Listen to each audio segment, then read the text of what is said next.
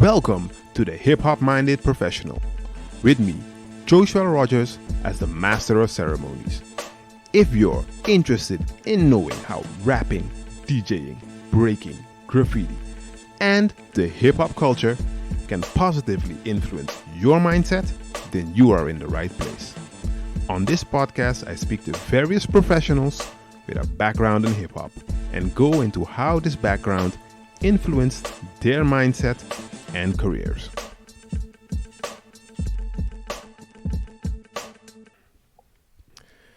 Good day, ladies and gentlemen. Today I'm sitting with a special guest, and her name is Dr. Crystal LaVoulle. Hey, Crystal, how's it going? Everything is well. It's a beautiful day here. How are you? I'm doing good. Now by me, it's already evening. By you're in the afternoon. So my day is kind of on the ending, but it's a good day. Okay, good.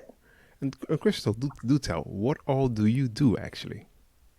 Well, I do a couple of things. I am the executive director of the LaVoulle Group, and that's LaVoulle like my last name. Yeah. And basically, I focus on helping schools attract, develop, and retain teachers, highly qualified teachers.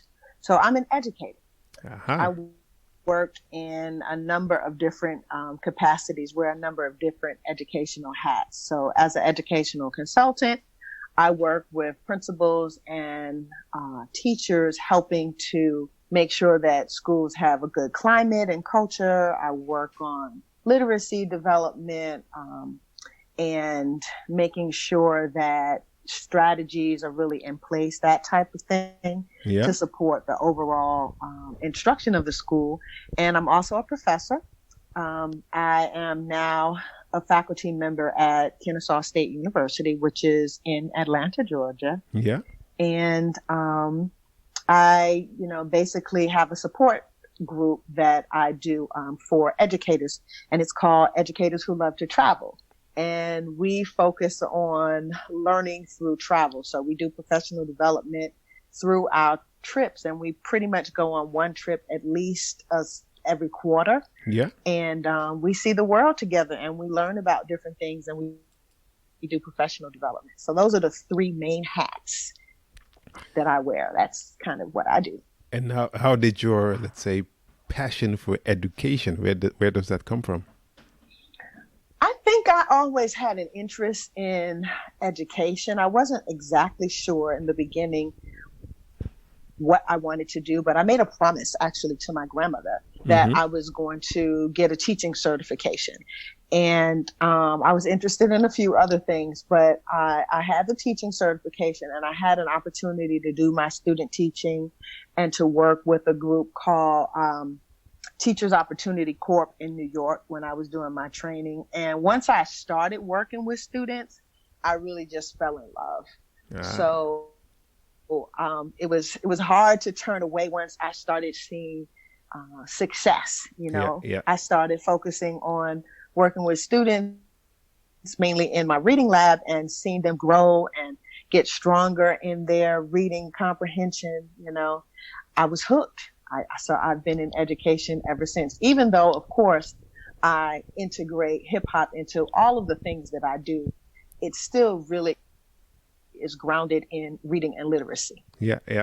And you made the bridge. How do you apply hip hop into it? So I've been doing this teaching thing for about 20 years or so. Yeah. And when I first started, I had a group of students who were in a reading lab.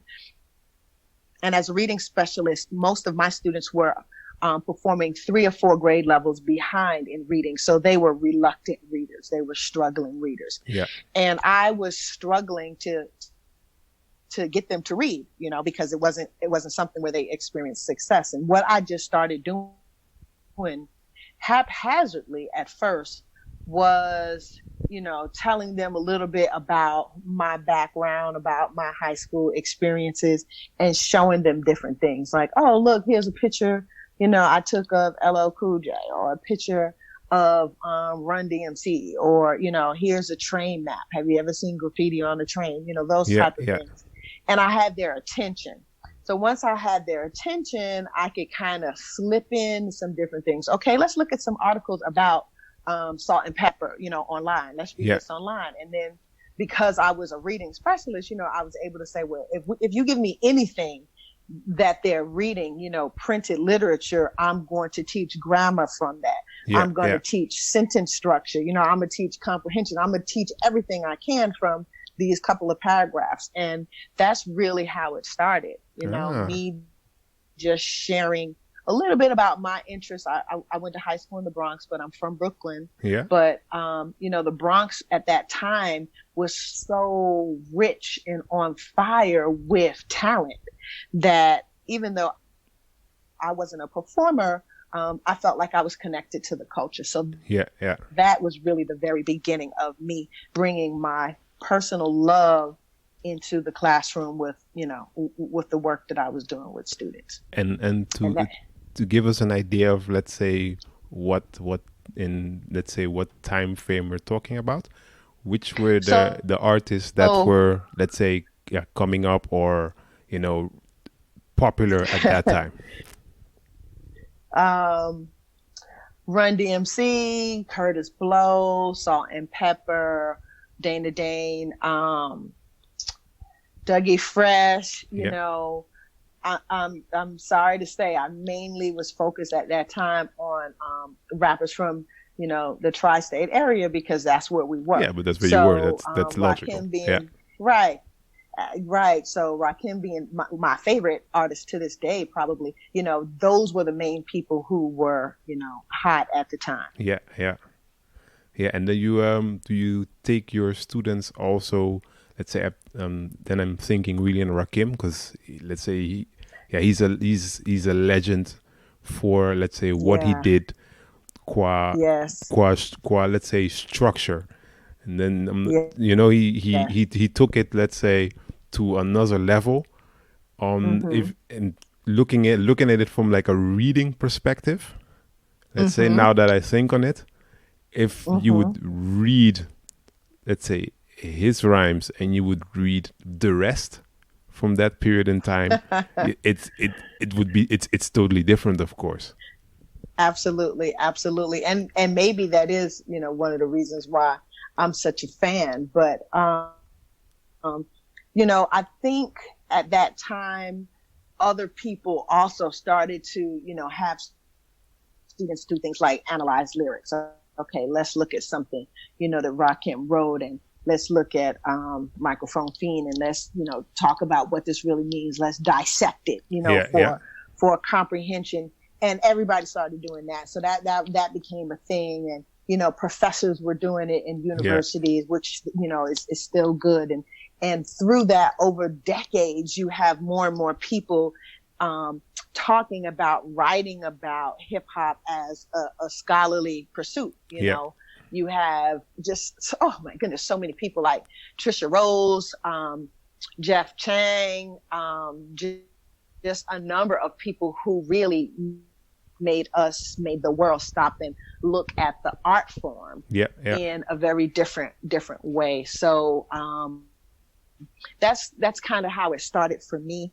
And during that time, I stayed in K-12 for a long time and became an assistant principal, a leader in the building, and having an opportunity to, teach in another country, in Abu Dhabi, as a deputy principal. So, but no matter what I did, I always really took that focus, I guess, and found a way to integrate it. So when I started doing professional development, working with teachers, I was able to still slip hip hop in. I would be teaching them, okay, this is how we introduce the vocabulary, but let me give you these different kind of techniques, but we're going to use, I don't know, Watkins Hip Hop Matters as like part of our research to look and explain. So it was because that's what I enjoyed, and I thought it was a good way to connect with them. Yeah. And I really believe it was. And then from that, I started to do my own research, with my own dissertation. And that was, a little different bit of a journey. And how did, let's say, how did the teachers respond to this method? You know, I mean, for the from the students, you know, they're like this. It's really still, let's say, ingrained in their lives. It's, you know, it's something. Hip hop is. It's something from a, let's say, from a young generation. You know, that. I say most people, they get into it at a young age, and they take it with them, and now even more. You know, it's let's say people see it kind of as rebellious when you're in your teens. You know, that's the energy also you have, and later on you keep growing with it, as you know, as you also know, hip hop grows with the time. You know, the ones who were, let's say, active then are still active now, but they talk about other things. And right. it goes with each generation. You know, it brings, let's say, a new vibe. How did, let's say, the teachers taking that vibe? Because it could be maybe that some of them were not as into the culture as you are. Well, and that was the case in very many ways, but if we're just talking about hip hop music, because of course hip hop is so many things more than just the music, it's more music. But if we're just thinking about the music, there's still so much variety. So no matter what my teaching population, whether it was a group of, I don't know, 50-year-old white women, they were still able to understand the types of music that I brought to them, because hip hop is that diverse. You know, I could find songs and lyrics that I would still be able to teach personification. You know, that's what we're focused on. I would still be able to teach author's purpose. I would still be able to teach, you know, main idea or cause and effect, or whatever it was that we were focusing on. So it would be hard to argue, oh, this is not something legitimate to use because we're using it. And then I would do a lot of comparison. I would, you know, give a song as a lyric and then give a traditional text. Or compare a song to Edgar Allan Poe's, you know, something by Edgar Allan Poe, something they were more familiar with. Or use not even a song, use an article written about someone in the hip hop community and compare that to a newscast that was given. You know, I would do a lot of comparison so that they would see different text forms, so that it was a really hard argument to make that I don't understand, or I don't get the point, or this is not, you know, really teaching me how to use it, because I was always completely focused on the objective, the standard, you know, because I'm an educator. Exactly. So it just so happened that, you know, hip hop is so rich that there was always something, you know, that I could find that would hit the point. And even if they never heard the song, sometimes I wouldn't even let them hear the song. Sometimes I didn't even let them know it was a song.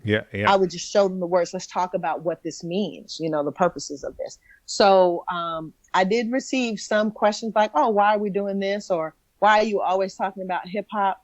You know, that kind of thing. But I didn't get it that often. I still don't. And it's been 20 years now. I still don't really get that kind of pushback. I don't. And that's we've now focused on, I call it the music element. But of course, growing up where you grew up, it's not only about the music, it's the whole culture around it. Let's say it's the whole art form. You have, let's say, the graffitis on the train and the breakers on let's say on the corner. The B-boys. The B-boys. How do you also take that with you in, let's say, when you discuss it? Absolutely. So for a lot of the work that I'm called to do with teachers, it's about instructional design, helping them get across instruction, helping them connect to the students that they have. So that gives me a lot of freedom and leeway in terms of what I do and how I do. And so a lot of it is reading based because, you know, I'm a literacy consultant, but even showing them clips of individuals dancing on the street versus a Dancing with the Stars clip. Having some conversation about imagery just based on those two clips is another example of something that doesn't have anything to do with lyrics per se, but it's still part of the hip hop culture, talking about the way that fashion as we know it has been shaped and molded by what has happened in hip hop, from Shirt Kings on the corner to, Dapper Dan to just a number, forget about Russell Simmons and everything he's done, P. Diddy, all of these different people who came from the hip hop community who have things in Saks Fifth Avenue right now, So just having conversation, nobody can deny that, You can't really say, oh, well, this doesn't have an influence. Yeah. It doesn't have any impact because it, look at how hip hop is influencing Japanese culture. Yeah, it's really strong there, but, absolutely. But also, as you mentioned the name, that's Dapper Dan. He now has actually a great influence on fashion. Basically, also from working with Gucci, right? Yeah, he is, and let's say he did it before, let's say on his come up in a way that they were not all too happy with, but now he works for them and consults for them. So then you cannot deny that the influence it has worldwide. Actually, basically him how he does it in fashion. I know in Africa there's really, let's say, they use hip hop in a political statement. I saw a short documentary on how their hip hop community actually influences what happens in politics. It's real strong there. Right. I mean, that's some powerful things, and I don't think anybody could have predicted that this would be happening right now. I don't think even the strongest fan, even the most astute observer, I don't think anybody really saw this impact coming. No. But it's here. This is the reality right now. So it's a beautiful time. I think it's a beautiful time for scholars, for individuals who just love and appreciate the culture. You mentioned something about the political piece of hip hop. And when I decided to go back to school and get my doctorate, I knew that I wanted to focus on hip hop because of the work that I had been doing in my classroom with my students. But I wasn't sure like what exactly I wanted to do. I didn't have something specific, but what I ended up writing my whole dissertation on hip hop. And my dissertation is called Wordsmith, examining the role hip hop texts play in viewing the world. Yeah. And I used two different types of ways pretty much to interview. I use music elicitation and photo elicitation. Yeah. And for the music elicitation, I basically asked my participants to tell their story through music. So pretty much make a musical timeline of their life and tell me about how these different songs influenced and shaped who they were, who they are, and who they think they might have become. Yeah, it was really powerful. Yeah, that's nice. Yeah, it was. I mean, it was something that I was thinking about and reading about, and so I wanted to try it. And I did the same thing. Photo elicitation is pretty much the same thing. I'm gonna show you these different images, these different photos, and you respond and tell me what it makes you feel and makes you think and that type of thing. Yeah. And T.I. is featured in my dissertation, and so is Killer Mike. I have some educators and some other entrepreneurs. Jason Jeter from Grand Hustle is also in my dissertation. Yeah. And Killer Mike is very political. Yeah, I know. You're familiar with him. Yeah. Like I watched, for example, the Trigger Warning. Yeah, absolutely. And what's also so what I like about it is he triggers you to think in a different way. Yes. The what ifs. So absolutely. And let's say, and he's really strong in that. And you also mentioned, let's say, T.I. He's also really political active. So Absolutely. And I was able to, get them to talk about some of these different elements, politics and economics that are embedded in the African American community. yeah, And this was back in 2012. yeah, We were yeah, talking about these things in 2012 because I graduated in 2014. And, then for me to see Killer Mike come out with trigger warnings was just beautiful. It was just so poetic to me because yeah, I'm like, yes, that's absolutely what he was saying yeah. and what That, he's always said. yeah, but that's really nice. Because then let's say you were there in the beginning and you actually see it happening. It's like, oh, Yeah, like what, like he absolutely. it's like, oh, he actually did it.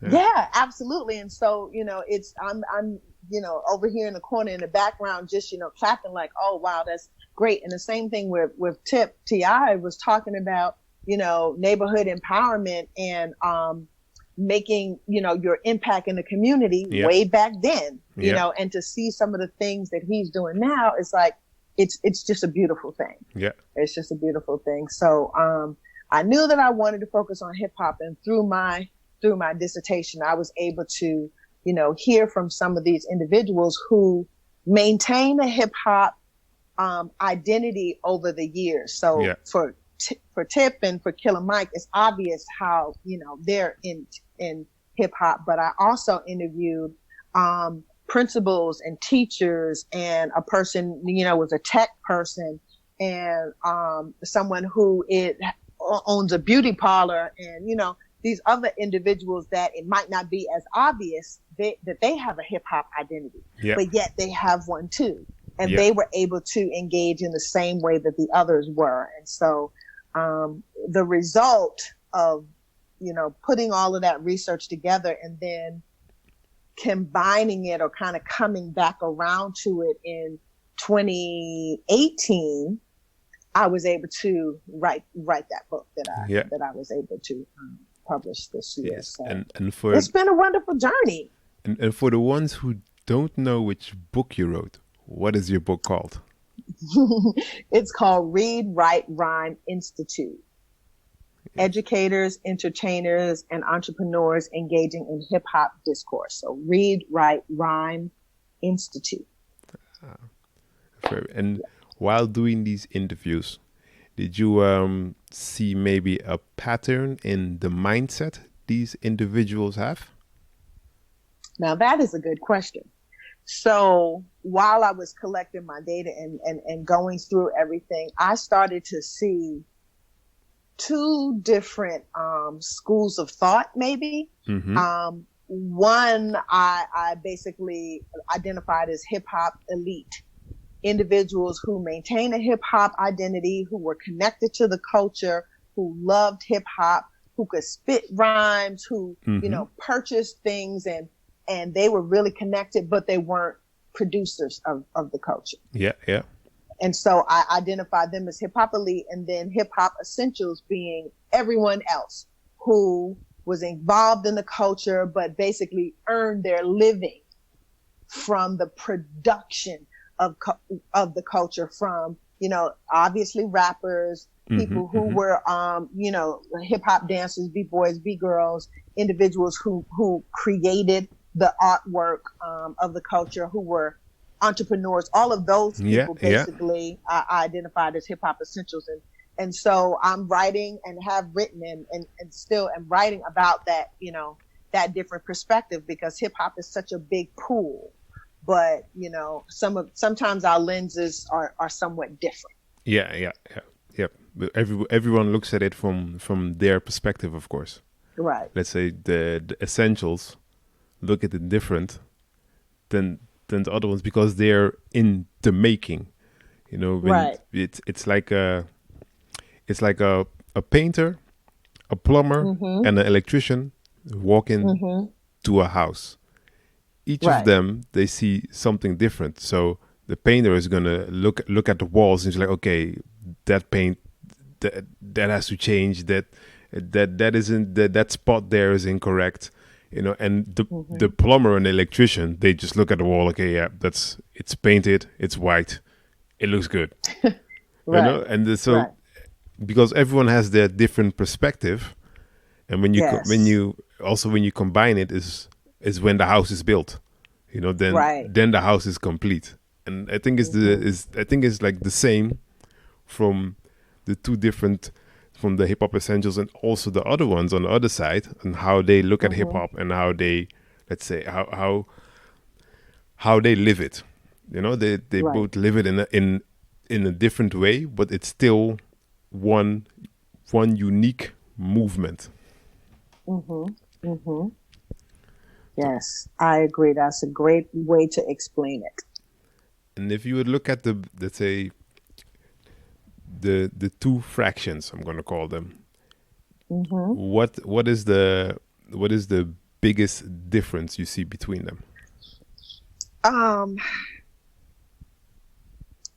what is the biggest difference? I think for hip hop elite, I think because their bread and butter doesn't come from the culture, they're not as easy to identify.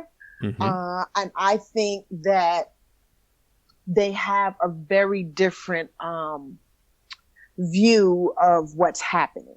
And people ask me, because of the work that I do and, because of my book and some of the other things that I speak about, people ask me, well, do you perform?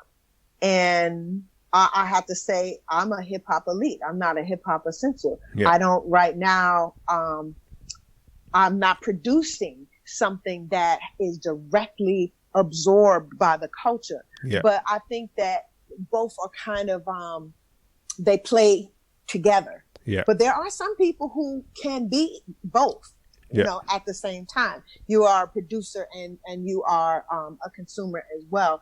But I don't think it's a us against them. I think that it's just, like you said, a different perspective. And when we bring these pieces together, we have the culture that we know. You just can't have people producing music or producing clothes or producing these things and no one to consume it. Yeah. Yep. You know what I mean? So you need both. So I think that the perspective is really the main difference between the two. The love is the same. Yeah. The love is the same.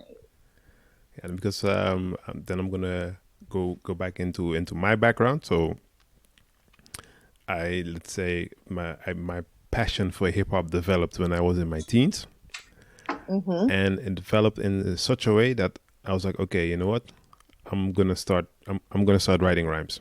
That's okay. So I started, let's say, I always say around 16, but it's probably before that. 16 is when we got together as a group, and I grew up in the Caribbean. So let's say hip hop was not as prevalent as it is in the US, but we had BET, we could watch everything, and then you get the vibe. Right. So then we came together and we're like, okay, you know what? We're gonna do something with this, because we have a bunch of us are into the music. We started writing our own rhymes. We started spitting. Let's see what we can do with this. So then I was like, and I was busy creating. And then afterwards, in my, let's say around the age of 23 approximately, the creating became less. And then I went to, then I started, then it was more on the consuming end, but you once you create, it's the itch is always there. So it's not you can't turn it off.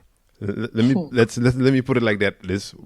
And I think, okay, if you really have a passion for it, then you can't turn it off. Because I can walk in somewhere, I can hear a beat, and my mind automatically starts to create something, or I can hear something, and my mind automatically remixes something. It goes automatically. And then later on, as I did a bunch of things in my career. I did finance, I worked in the social sector, and then later when I was like, okay, I'm going to go into coaching. Okay, I'm going to be a coach, but what is it that what is unique to me? And I was like, but all from as long as I can remember, hip hop is my thing. The music, the graffiti, the way how they use the colors, the style, the way our DJ works, the way how, let's say, an event goes from the start of the evening when there's a party to the end of the evening. That is all me. So what can I do with this? And I was like, okay, I can use it within workshops I give. And I start thinking even further. Okay, it's one thing for me to use it as in a workshop, but what can I do for, let's say, youngsters or people like me, who is like, okay, they might want to be, let's say, they're good in graffiti. What can they do with graffiti later on? And then decided, I'm going to create something that they can also use their skills to help others. Right. And that's basically how my company came about. I was like, okay, this is going to be the goal. This is what we're going to go for. It's my passion, but it's also a passion of millions of people around the world, right, one way or another. And you can do so much with it. Then why not just do it? Right. I agree completely. So and from that end, I understand the let's say the different perspectives from the elite and the essentials, because right, as being an essential, like you create with a type of mindset, but as an elite, you still have another mindset that actually it's they strengthen one another. Yes. They help support one kind of makes the other work even harder or better or more efficient. And I think it's just part of what it is. And it may, if I pay closer attention, I can probably see even more subcategories. If the research is furthered, you can see even more nuances, even within Hip Hop Essentials or within Hip Hop Elite. But that's one of the things that came to surface, immediately through the research. And one of the other things that I found interesting was that there was no way for the participants to talk about hip hop and not really be just talking about things that were relevant to the Black community. Yeah. Like it was no way to just focus on, the culture and not talk about the larger Black community culture. Yeah.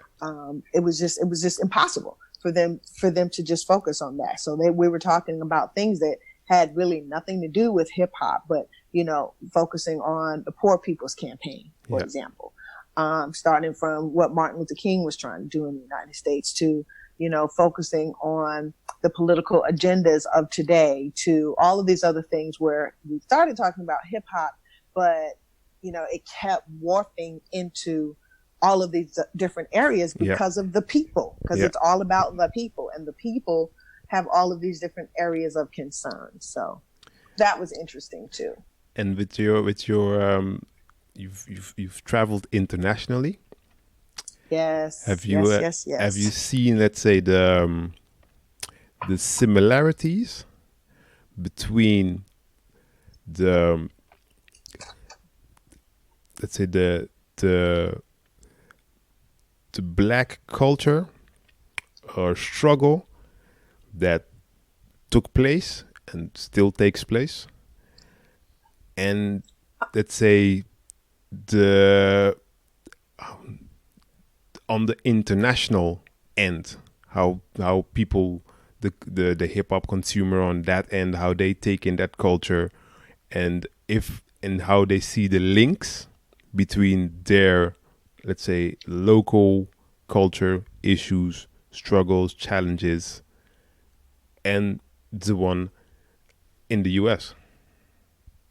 That's a difficult question. My experiences in Abu Dhabi, I I saw so many people from the United States in Abu Dhabi. So it's hard to say what the experiences of the local community was like in terms of hip hop, because you would see a lot, you would hear and see a lot of hip hop similar to what we were experiencing in the States, but those were people from the US who were just there. Not people from Abu Dhabi who was there. So that's a difficult question. But when you listen to the radio, you have more of a perspective. I think you see a little bit more of the Arab culture kind of coming into place. And, you know, there's definitely that influence of hip hop there too. I don't think it's as strong as some other places. But you definitely see the influence as well. Even something as simple as seeing the men in their Kendoras with their baseball hat.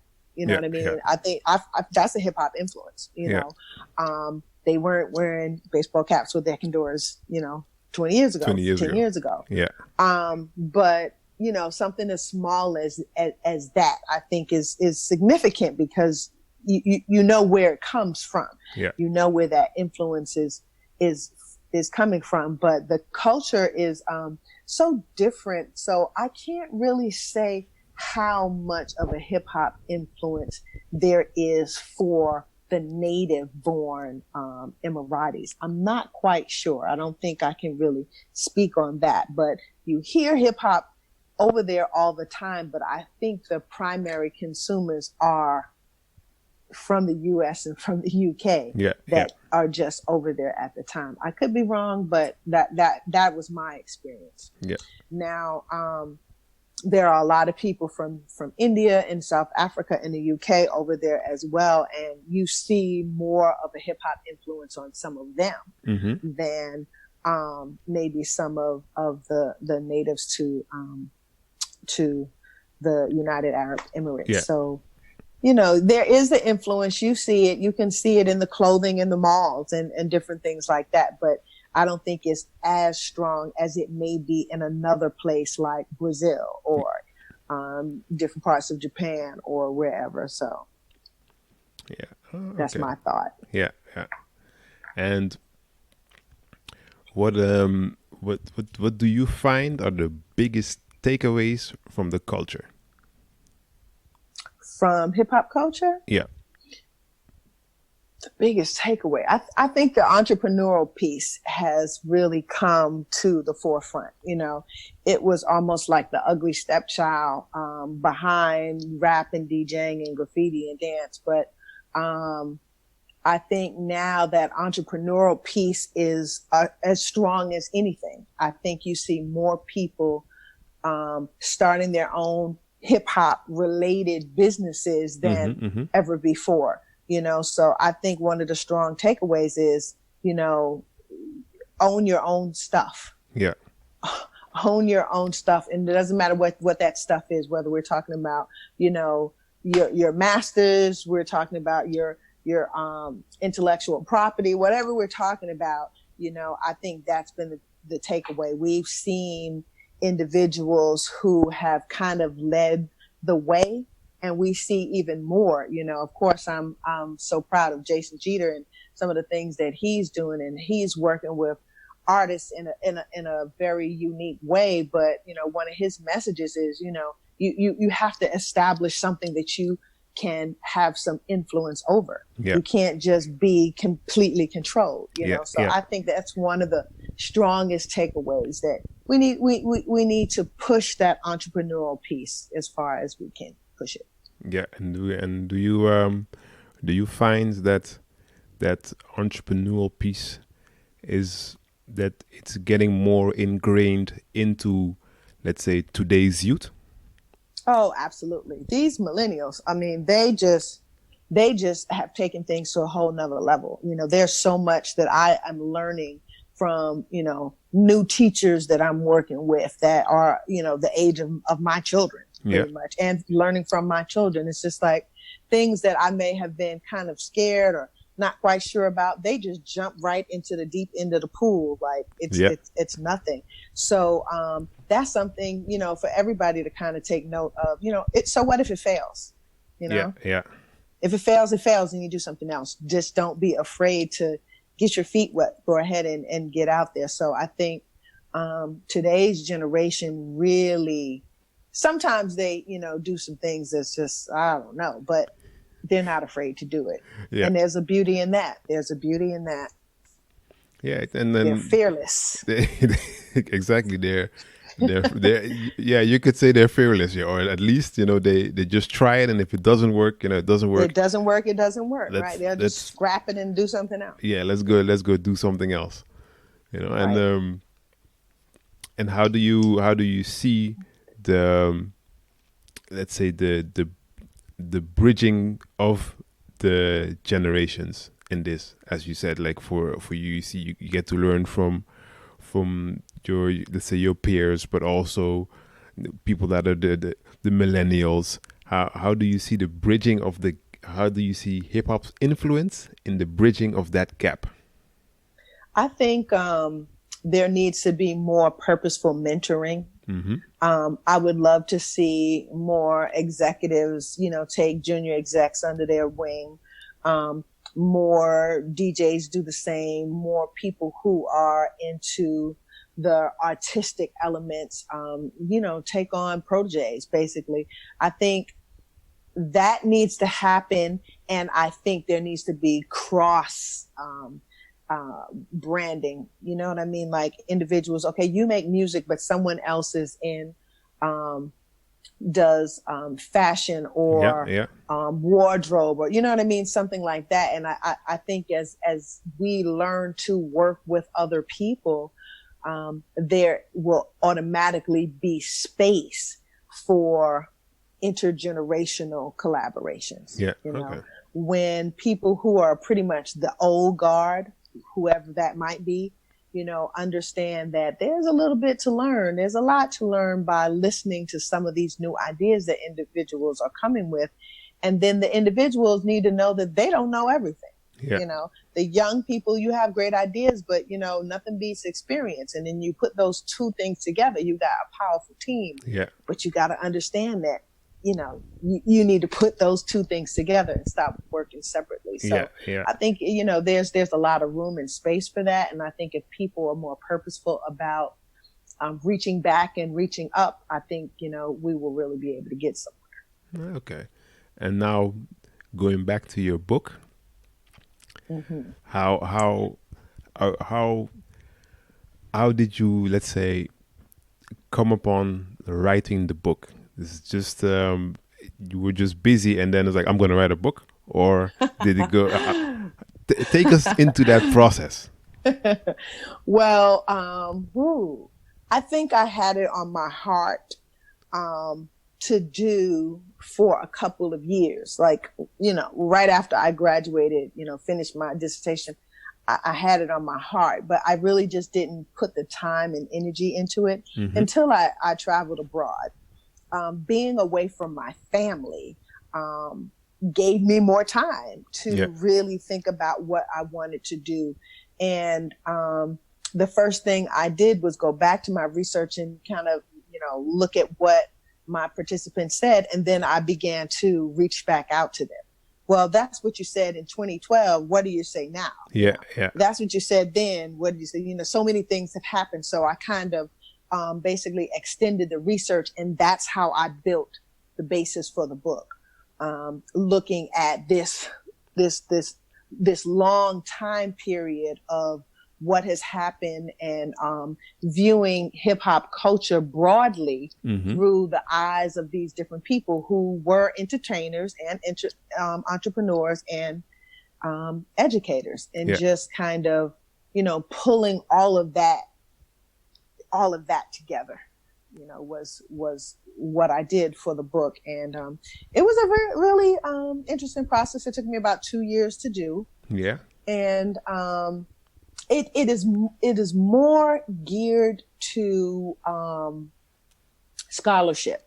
So I wrote it college courses in mind. Yeah. I wrote it for people like myself who are at the university level who wanted to have a reference when they're teaching, because there are so many courses that are somehow related to hip hop. They're in English departments and social science departments and history. They're all over the place. So I wrote it with that kind of audience in mind. But since it's come out, you know, a lot of high school teachers, especially English and social studies, have gravitated to the book. And then just, you know, different people they're just interested in the culture, especially since it has a lot of rich dialogue. Yeah. I really wanted to make it kind of like a cipher. So even at times where I asked a question of all the participants, I constructed their responses as though they were, you know, engaged in this conversation together. But that's nice. Yeah.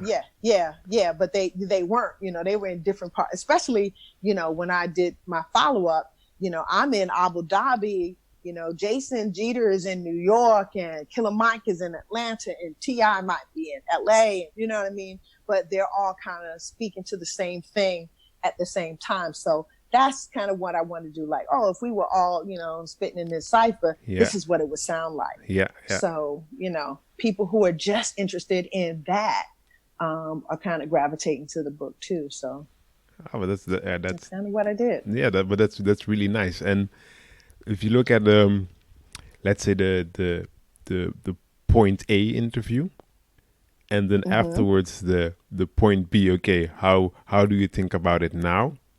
Right. Did it change a lot, or was it still, let's say, a little bit the same? Without giving away too much of the book, of course. Because right, you want people to get the book. Exactly. I don't think it changed too much. I think one thing that surfaced in the 2018 kind of overview was more conversation about women, because now you have Cardi B on the scene and she's doing all of these different things, and Lil' Kim was in one position, you know, then, and now she's in a different position, and then you have Nicki Minaj and, you know, some different things that she's been doing.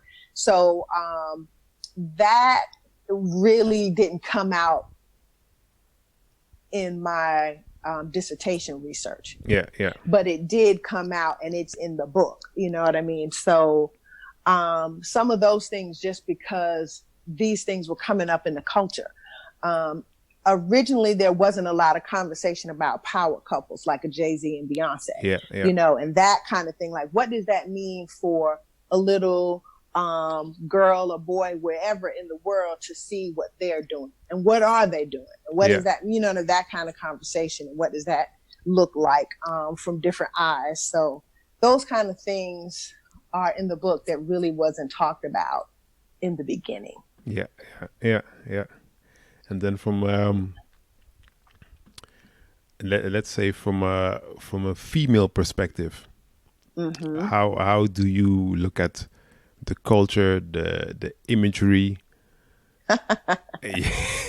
Yes, it's you know, it's a question that you know that pops up in my mind immediately, especially since, let's say on the second run, it's something that's that is more prevalent in the answers that you get, of course. Right. Woo. So I'll answer it by saying this. After I did the research and finished everything with the book, I wrote with a co-author an article called "The Bad Bitch Barbie Craze and Beyonce: African-American Women's Bodies and Commodities in Hip-Hop Culture, Images, and Media." And that article is about, from two women, two Black women, two Black American women, kind of what we see as a overemphasis on sexuality, hypersexuality, and women's images in hip hop and other, you know, media forms too. And it's not a bashing kind of thing, even though we know there's a lot of misogyny in hip hop. We know that's been discussed, examined, and talked about in a lot of different ways. But I think my perspective, at least in the article that I'm referring to, is, a lot of people have made conscious decisions. They've made conscious decisions to allow their images to be manipulated in such a way, for their profit. Yeah. And that is what it is. That is what it is. I don't think that there's as much negativity in hip hop lyrics as there used to be. There was probably a period from, 96 to 2006 that it was just ridiculous. Everything was just very negative towards women, and just very disrespectful. But I think that the culture has grown out of that there's been more of a shift. You still see some of it, but I don't think it's nearly what it was. Maybe people grew up. Maybe people recognize, that is derogatory, and it makes the whole culture, pulls the whole culture down. Maybe people have gotten a better respect for women since then. I would like to think all of those things. I would like to think that. I don't know what has caused the shift, but I do think there has been a shift. So let's say there is a shift and there's also a shift, let's say the female artists.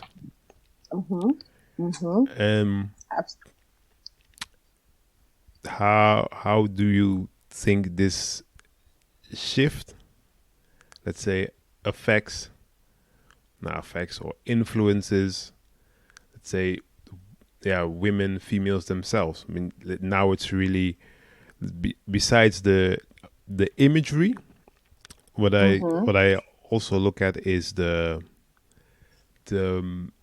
message and the mindset that these ladies portray.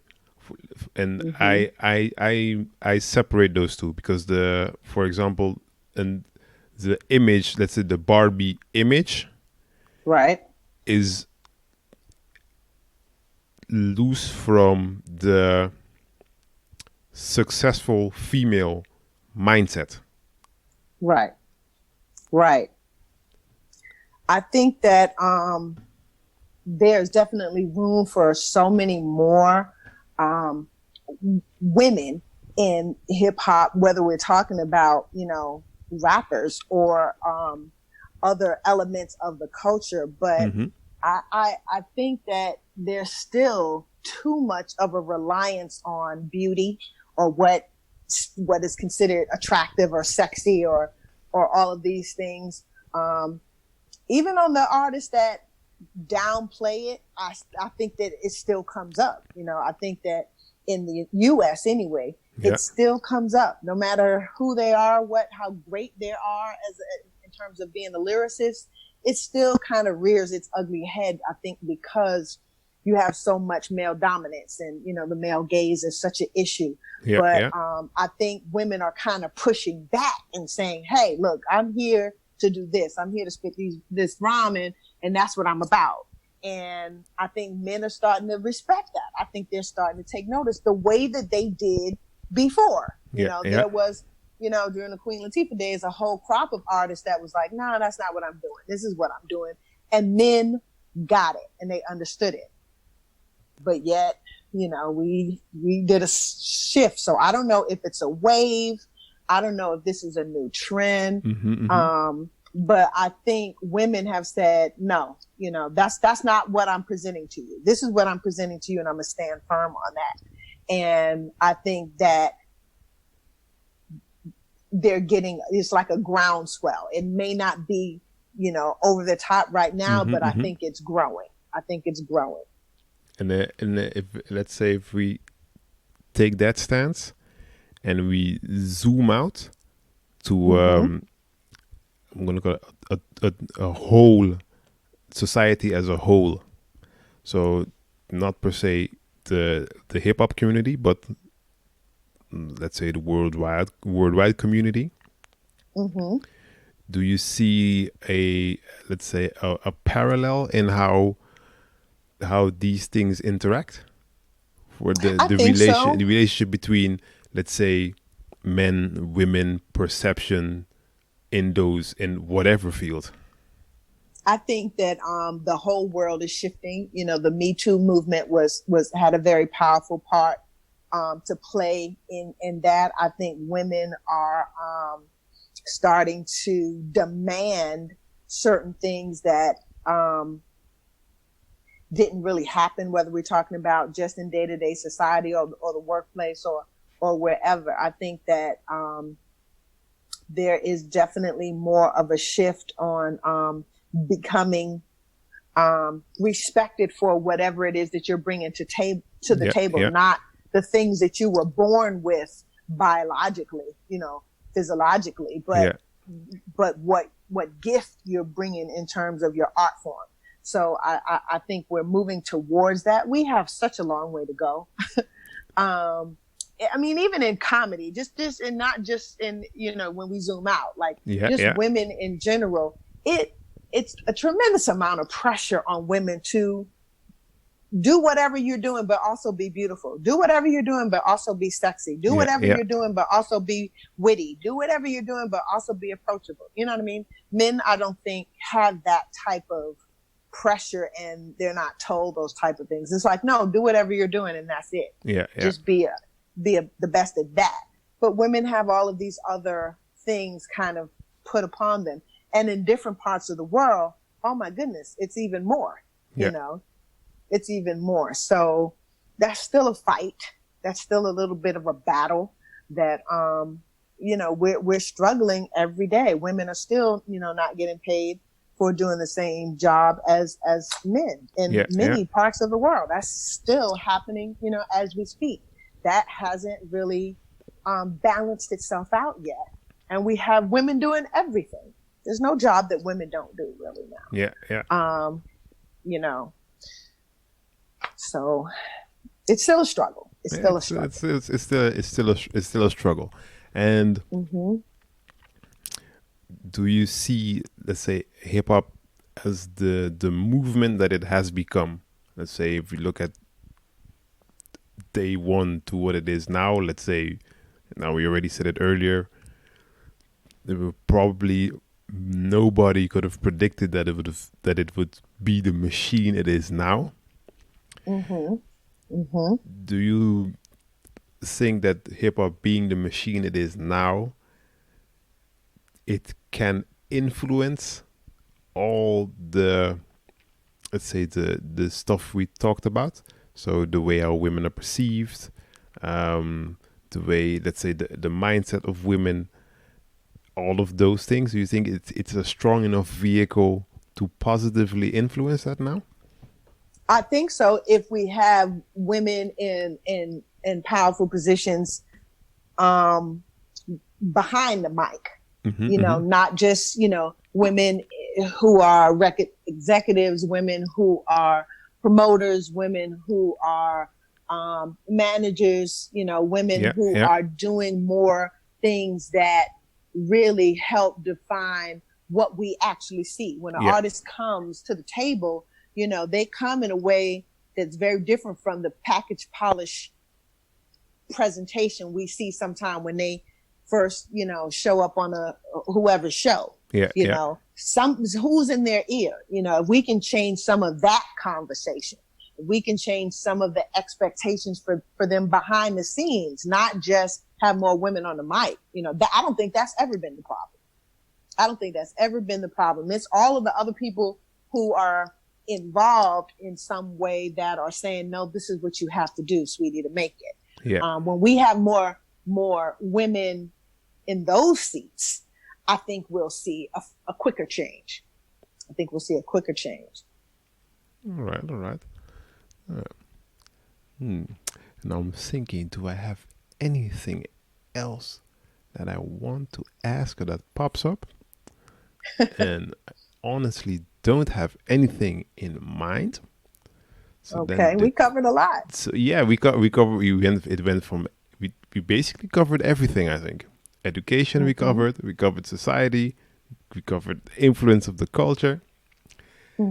So, and if someone wants to get in contact with you, find your book, or where all can they find you? Which social media channels, website, which smoke signal, whatever you prefer. Pigeon carrier. Well, the good thing about my last name is there aren't many with it. So my last name is LaVoulle, LaVoulle. And if you pretty much Google LaVoulle on Facebook, Instagram, Twitter, LinkedIn, anything, you're going to find me. So I'm Crystal LaVoulle. They can find my website at LaVoulle.com. Yeah. So it's not a hard thing if you spell my name right, say what you like to spell my name right. Yeah. If they spell my name right, they can find me. LaVoulle. LaVoulle. Thank you. Well, I would like to thank you for taking the time out and having a chat. And I would tell anyone who's listening, just reach out, because I also just reached out and you just immediately responded, and you have a nice vibe. And thank you. I like that. I like people with a nice vibe. And that they also stay open to contacts and sharing their views. And for the listeners, I would say definitely contact and make sure to check out the book. Yes, please do. Thank you. Well, Crystal, thank you very much. And you're welcome. To the listeners, see you on the next episode of the podcast. Bye. Thank you for listening to this episode of the Hip-Hop Minded Professional. Make sure to subscribe at your favorite streaming platform so that you don't miss the next episode. And make sure to visit hiphopculturecoaching.com for more information on how hip-hop helps your mindset.